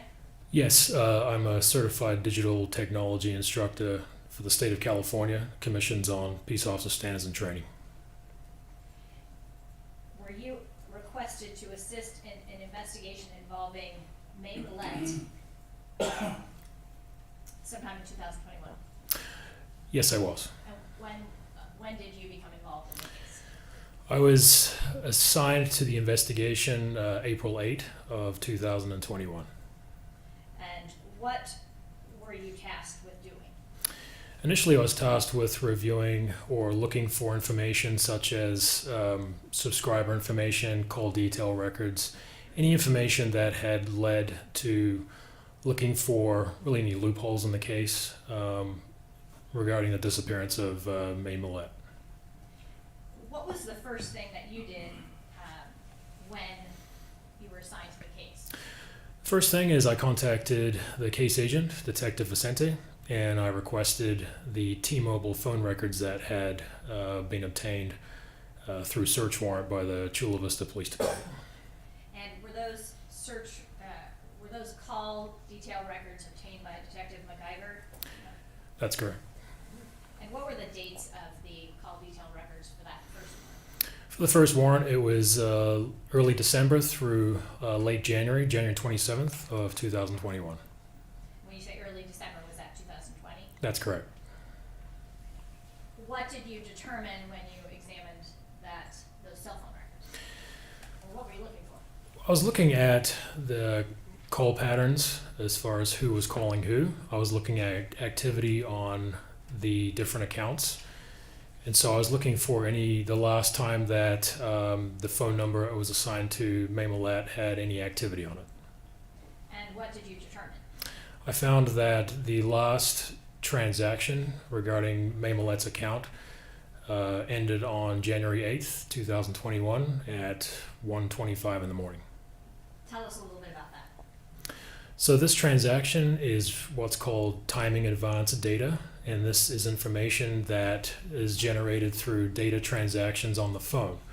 That has anything to do with looking for the cell phone outside of making calls or sending a text message. So that includes using applications or anything that would generate the cell phone to cause an event, such as a data transaction. So with that information, I was able to look at the timeline of the events and see that the timing advance data was running continuously from January 7th, and the last transaction was January 8th at 1:25, and nothing was generated after that time.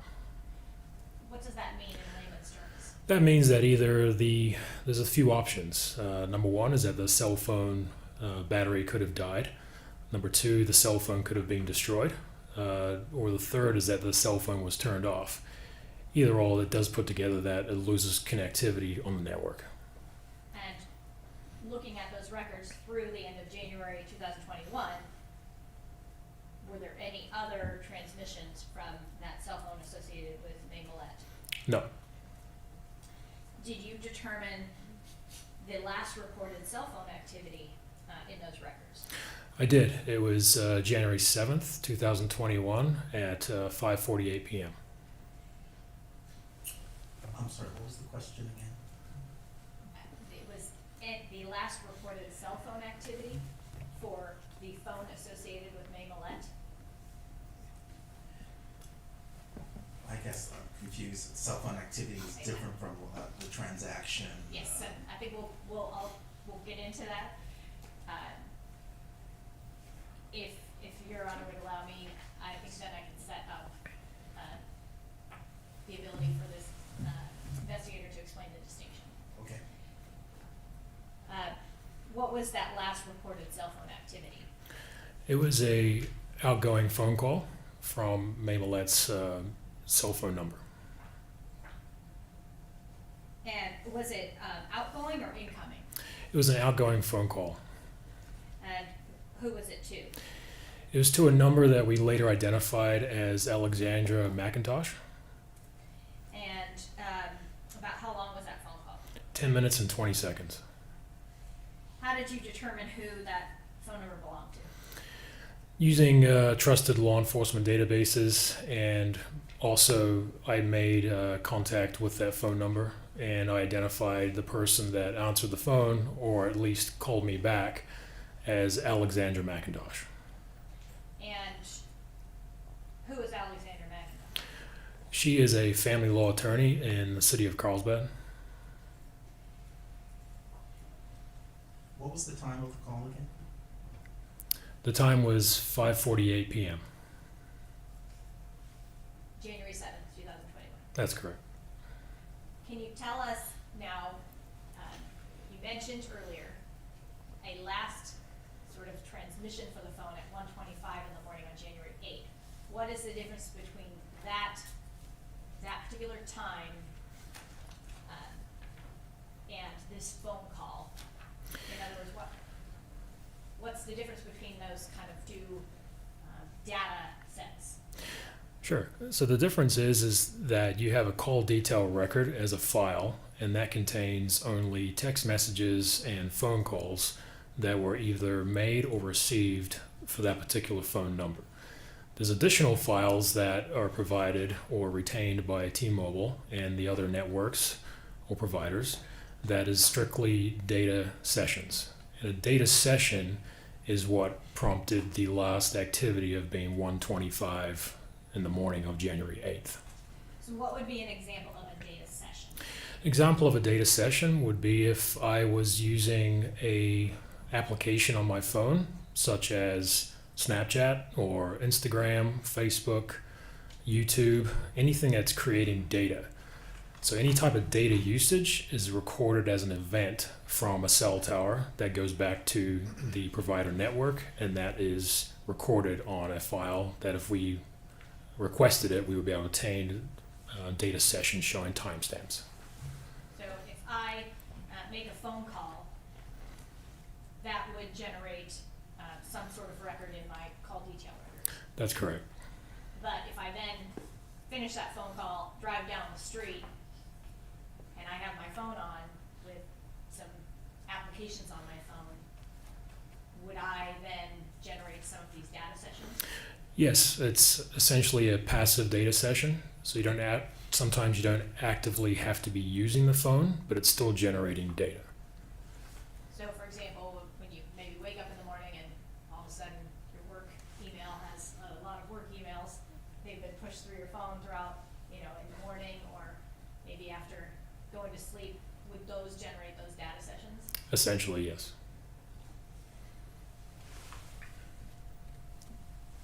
Did you speak with Alexandra McIntosh about whether or not she had had communication with May Millete? I did. It was in early May of 2021. And tell us what she was able to tell you. Yes, so she did not recall the transaction initially. She did not recall speaking with May, but she did have her cell phone with her, and we're able to review that the transaction did occur as in the form of a phone call that she received. Essentially what happened is that she went back through her files with the law office and spoke with her employee or employees about any consultations that had occurred. Later that evening, I did receive information from Alexandra McIntosh where they found communication through email that came from one of the employees of the law office to Alexandra McIntosh, stating that May Millete had contacted the law office for a consultation. And there should be, Your Honor, may I approach the witness to direct him to Courts Exhibit 14? Yes.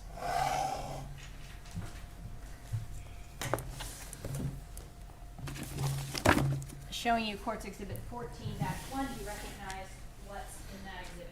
I do. What is that? That is an email that I received from Alexandra McIntosh.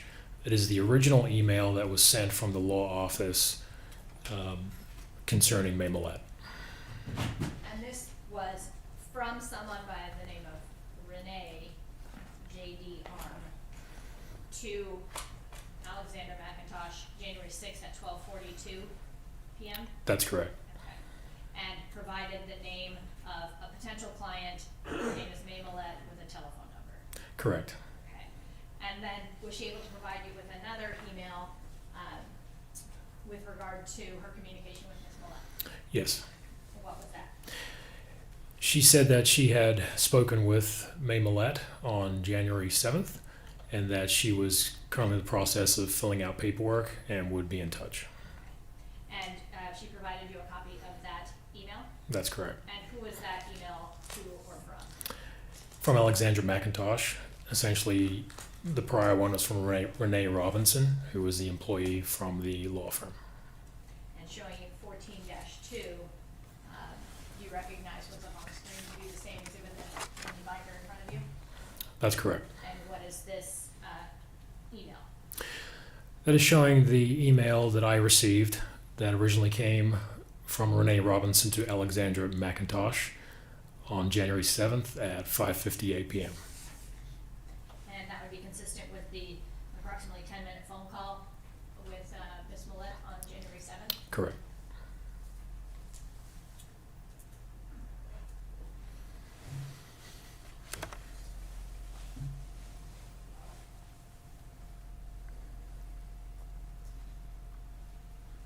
Did you review the search warrant return, and I believe you said it was T-Mobile, is that correct? That's correct.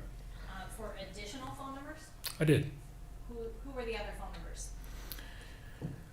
The phone numbers were numbers that we received initially from Chula Vista Police Department's investigation, and we identified them belonging to the Millete family. Who specifically in the family? Larry Millete and the two children. Laura was one of them? Laura May and Melanie. Lazarus didn't have a cell phone. No. And what did you do after reviewing the call detail records obtained via search warrant by the Chula Vista Police Department? Upon review, I contacted Detective Vicente and advised him of what I'd found, and I'd also provided the records to our analyst here at the District Attorney's Office. And who is that? That's Peter Villiver. Did you obtain a new warrant for those same phone numbers? Yes, I did. Why did you do that? I wanted to see the habits in communication, or habits and patterns as they call them, for a longer period of time. And so what was this second search warrant for call detail records? What was the time frame for these? The time frame had been expanded from January 1st, 2020 up until approximately mid-April of 2021. And when you received that search warrant returned from T-Mobile, was there some additional information? In addition to the expanded time frame of data, did you receive some additional information in that warrant? Yes, I did. What was that? I received files associated to we call them target numbers, so the target number on the accounts for short message service or text message content that T-Mobile had retained during that time frame. So tell us, if you can kind of explain to us the difference between what is an SMS? SMS stands for short messaging service, and what it is essentially the content when you send a text message. That is what SMS is.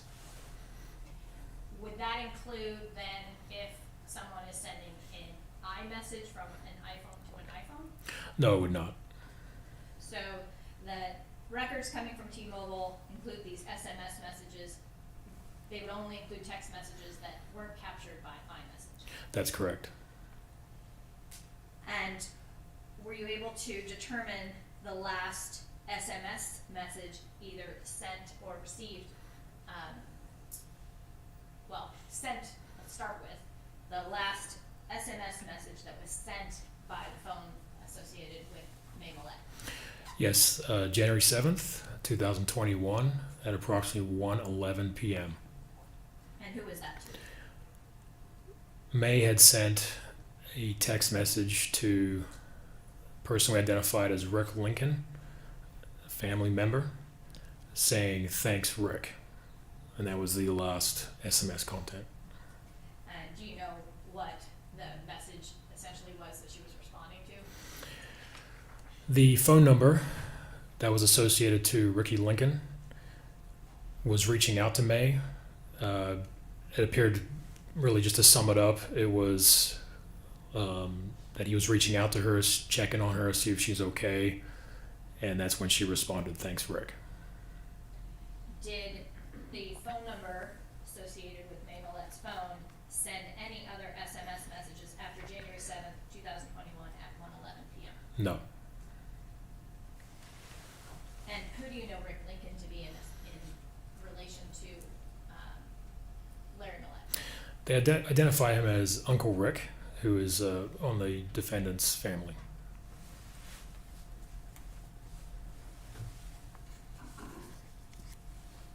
Now, when you get these SMS messages in the T-Mobile search warrant return, how do you get that data? Or what does it look like when you open it up? Generally, it's in an Excel format, and the time zones are listed in UTC time, which is Universal Time Coordinated. That's a standard, and we have to adjust it to the appropriate time zone here in San Diego. Which would be Pacific Standard Time? That's correct. And so, when you wrote your report to document your analysis of these SMS messages, how did you go about doing that for ease of reviewing these messages? So a lot of my background is in reviewing Excel format, Excel documents, in order to really clean up the file, just so we can understand what the material is. So in doing so, I converted the times from UTC time, so UTC standard, to Pacific Standard Time to reflect the accurate timestamp here in California. I then separated the text message content by phone number, as in who had sent it, who had received it, and as a better understanding of kind of how this information played out. And looking at the search warrant return, did you also then look at the SMS messages for Larry Millete? I did. Or the phone number associated with Larry Millete? Yes, I did. Your Honor, may I approach the witness to direct him to Court's Exhibit 30? You may, and we're gonna have to break at 11:15. Oh, okay. Well, I can just set this up and then we'll continue after lunch. Looking at Court's Exhibit 30-1, do you recognize what we see in that exhibit? I do. And tell us, for example, how you start your analysis or start your report in terms of the analysis of these messages. Sure. So what I do is I look at the numbers that we've identified in the investigation, and I look at the file itself and assign the number to the person, just for ease of understanding. And so the table that I'm looking at here, it's isolated, or it's identified the following phone numbers as either family members or people that are significant part of this investigation. And looking at 30-1, and just for the privacy sake of these individuals, I'm not going to project these phone numbers. I believe there's a stipulation by counsel that the phone numbers are accurate phone numbers associated with the individuals that they are attributed to in the exhibit. Please stipulate. So noted. So for purposes of the testimony, then I will just be asking about the phone number associated with a particular individual rather than talking about using their actual phone number. Your Honor, you said, I think 11:50. I am about to go into the testimony about these records, so I don't know if it might be. I have a meeting, so yes, we're gonna break now. So we will resume. You have your other witness coming in at Yes. 1:30. Yes, the other witness, Detective Ruiz, was on cross-examination when we left on Friday, and he's going to be coming at 1:30. So I believe Investigator Grin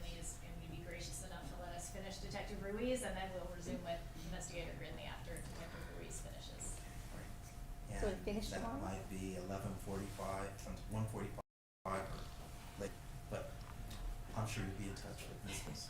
Courts and recess will resume at 1:30. You're Thank ordered you. back at 1:30.